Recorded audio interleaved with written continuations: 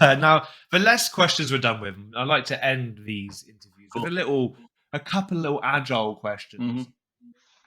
So the first one, this is agile in general, is a label I Yep. put on these. What is something in the agile world that you feel should have been more popular? That's a simple question for me, because I think everybody nowadays, and I really mean everybody, if we talk about agility, starts talking about immediately about Scrum or Kanban. Yeah. So it's really narrowed down to two frameworks.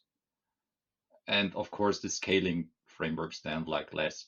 But if we look at these 17 people from who wrote the Agile Manifesto in 2001, I mean, they were representatives of many other agile approaches, agile frameworks, standards, methods.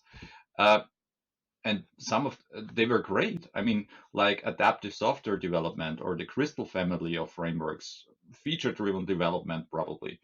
Um, even yeah, and so many more. I mean, they are all pretty much forgotten, I think. Yeah, it's just Scrum and Kanban anymore, and I think there would be less failed transitions if coaches would be familiar with at least 7 or 8 of these other frameworks, so that they could really pick and choose what is the best match for this environment. Not just Scrum, not just Kanban. Let's look at the environment and let's find the perfect match for that. I think that's something which people should start learning about again. I mean, they talk about Scrum, Kanban, and sometimes maybe extreme programming, but that's pretty much it. Yeah, and that's not enough, in my personal opinion. Less trainers and people in the less world will generally always mention extreme programming at least Yep. once in every conversation I've Absolutely. had, I think. Apart from my conversation with a young lady called Salome, she didn't mention it. Mhm. Everyone else has. Hmm. Bars mentioned an approach in his interview, and I can't for the life of me think what it was, but it was something I'd never heard of before. And and I was like, wow, I thought I'd heard of most of them. But yeah, it was something I hadn't heard of before. I think it was Kent Beck's Camp back? approach to scaling. Yeah, Kent Beck had an approach to scaling. Or do you mean X-Breed? No, let me just have a quick look. Campbacks? I don't know.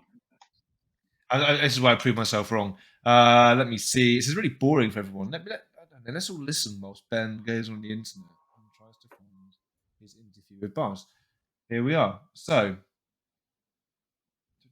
I didn't put it in the show notes. I'll add it in the show notes to this one because I really can't remember what it was that he said. But yeah, there was a framework that I'd never heard of, and the one that he had tried with Craig, I think, at some point. He said it was. Yeah, there's some really interesting things in there. He didn't find it that applicable, but he did find it very useful. So I think I would agree with you.